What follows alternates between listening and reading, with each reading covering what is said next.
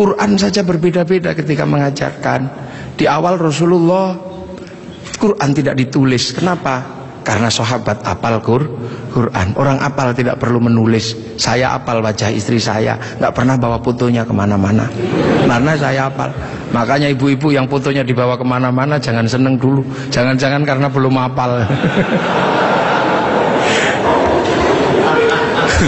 Lalu kemudian setelah Rasulullah meninggal, sahabat nulis Quran. Nulis Quran sahabat. Untuk apa? Untuk tabiin yang tidak ketemu Rasulullah. Tiba-tiba generasi sahabat meninggal, tabiin mengajar bawahnya. Qurannya sahabat terlalu pinter, cuman lungkik-lungkik kayak cacing gitu aja. Maka kemudian dikasih titik oleh Abul Aswad Ad-Du'ali. Disebar lagi, generasi pertamanya hilang, titik-titik nggak cukup, maka dikasih fathah, kasroh, dhamma atau syakal. Yang ngasih syakal Syekh Khalil bin Ahmad Al-Farahidi. Disebar lagi, yang baca Quran karena Islam rahmatan lil alamin, bukan lagi orang Arab semata. Orang Andalusia baca Quran wadduha, keliru menjadi wadduhe. Ini. Nah, orang Turki mustaqim, mustaqin. Masuk ke Indonesia dibaca oleh orang Padang lakanud, keluarnya lakanui. Karena orang Padang kalau bilang Muhammad, Muhammad. Orang Sunda ketika baca alladzina, sebagian besar keluarnya alladzina. Begitu masuk ke Jawa, ketemu dengan huruf hono coroko. Alhamdu karena punyanya ko, gak punya huruf ha, maka alhamdu menjadi alkamdu, al-fatihah menjadi al-fatihah. Ini itu.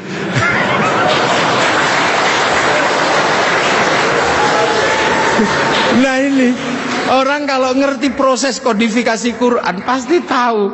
Ketika masuk ke semua negara pasti berbeda. Al-Fatihah menjadi Al-Fatihah. Dan ini yang dialami oleh Bapak Presiden Republik Indonesia. Iya, makanya Al-Fatihah. Itu. Ya Hayyu Ya Qayyum menjadi Ya Kayuku Ya Yumu. Robbil Alamin kayaknya punya huruf ain, nggak punyanya ngo, keluarnya Robbil Ngalamin. Nggak punya dot, punyanya lo, maka Ramadan keluarnya Romlan.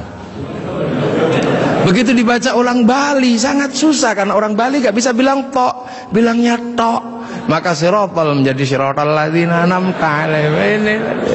Islam berkembang ke semua negara dan berbeda.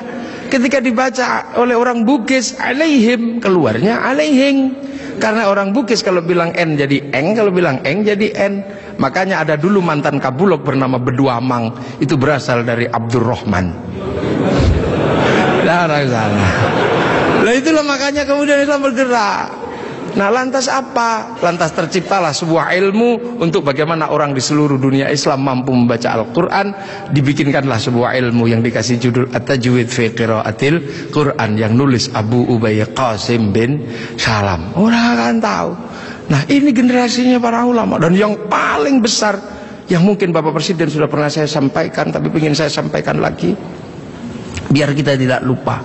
Ada perubahan besar ketika masuk ke tanah Nusantara, di mana waktu itu tanah Nusantara sangat susah dimasuki Islam. Kenapa? Ini bangsa sudah sangat beradab. Bangsa ini bukan bangsa kecil.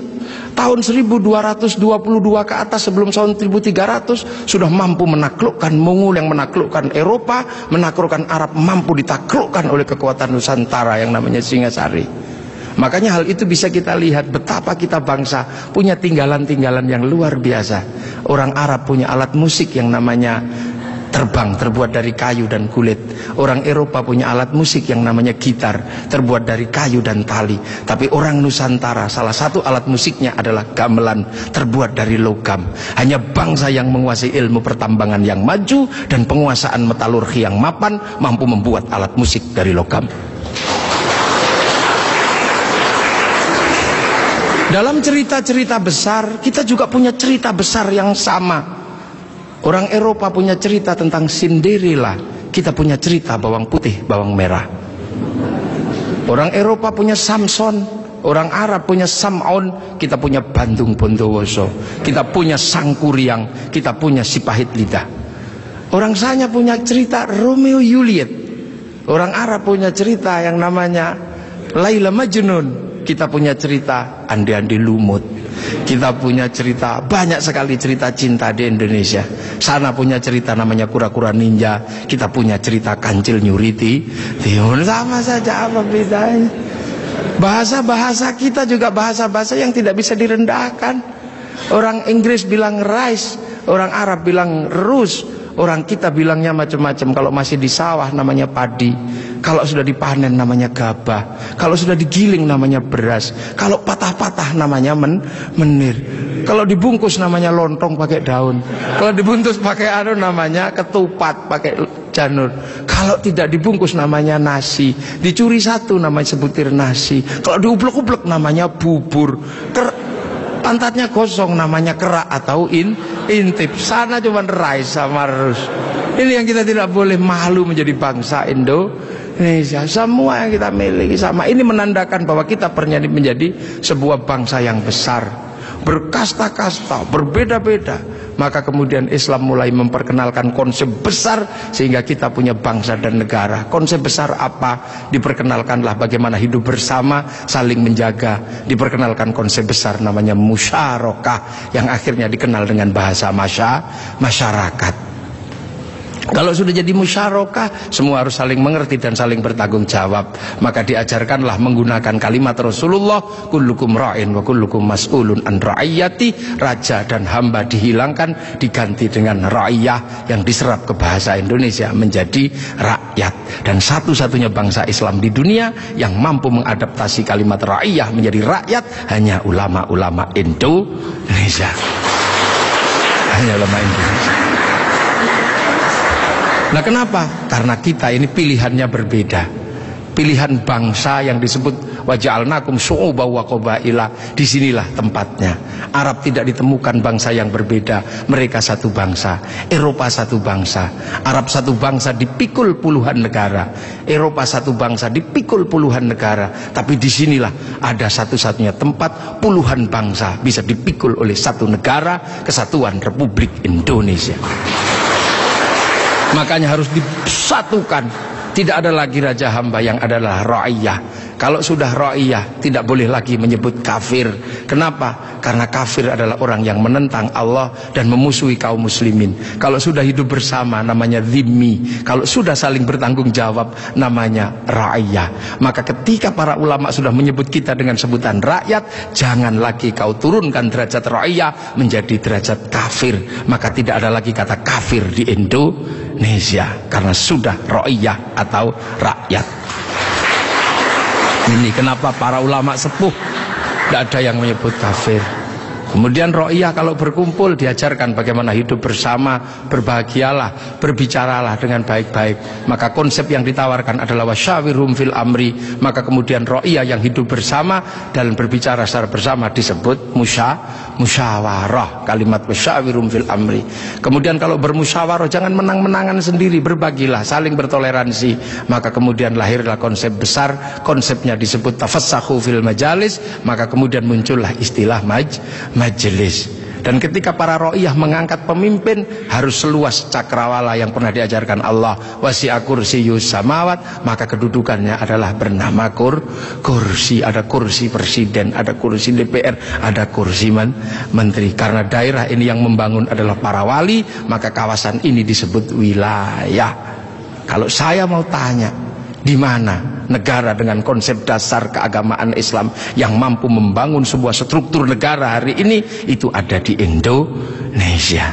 Maka jangan kau sebut negeri ini negeri tauhid, karena ra'iyah, musyawarah, termasuk kursiyun, termasuk majelis, termasuk wilayah, bukan menjadi bahasa orang nongkrong, tapi ini adalah bahasa resmi negara yang tertuang dalam Undang-Undang Dasar Negara Republik Indonesia tahun 1945.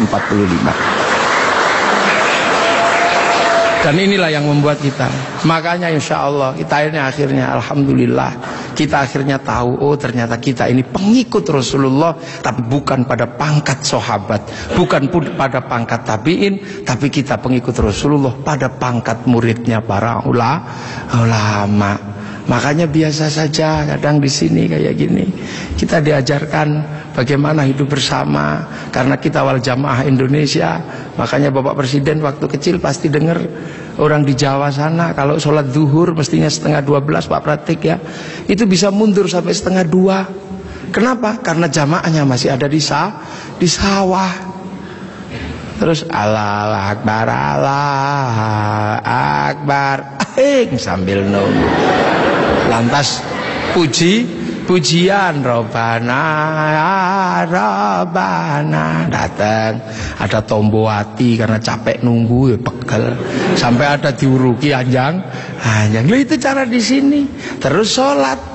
Nah, sholat di sini Allahu Akbar.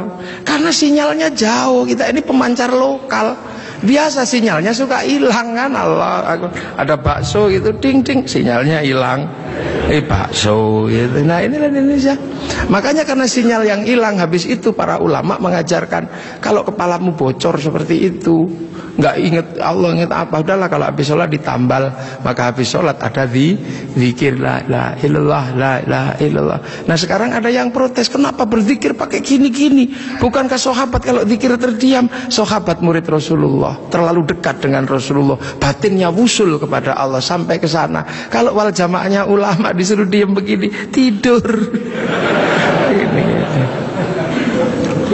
Nah, puasa juga sama. Orang Indonesia kalau puasa nggak terlalu khusyuk karena keluar rumah ada belimbing, ada jambu. Kalau di Arab keluar rumah ketemunya padang pasir, lebih khusyuk. Maka di sini lebih sering disuruh tidur gitu. Dalilnya apa? Naumuso imin ibadah. Nah, kalau malam pakai doktek. Setelah itu halal halal. Haji juga sama, nggak bisa langsung ke sana Pak Presiden. Antrinya 25 tahun. Makanya orang sini capek nunggu. Daripada capek, nempelkan gambar Masjidil Haram. Ini Pak Menteri Agama. Biar tidak terlalu capek, biar agak senang dikit, latihan dulu di alun-alun Bogor. Labbaik Allahumma hajjan. Ihramnya beneran, niatnya beneran, tapi Ka'bahnya triplek. Lah ini namanya mana sih haji? Lah ini wal jamaahnya baru ini, dan ini ada di Indonesia. Itu akhirnya orang tahu pangkatnya dengan Maulid. Oh, Rasul Mekah, kita Indonesia. Ada jarak yang sangat panjang, ada jarak waktu, ada jarak ruang. Nah, ini kalau kita pahami dengan bahasa yang sederhana, fa insyaallah Islam di Indonesia akan tetap menjadi Islam yang ramah, Islam yang tidak kasar, Islam yang tidak gerasah gerusu, mampu ngayomi seluruh manusia yang berbeda-beda, seperti Rasulullah yang anittum harisun alaikum bil mu'minina raufur rahim, ihdinas siratal mustaqim. Assalamualaikum warahmatullahi wabarakatuh. Allahumma shalli ala Muhammad.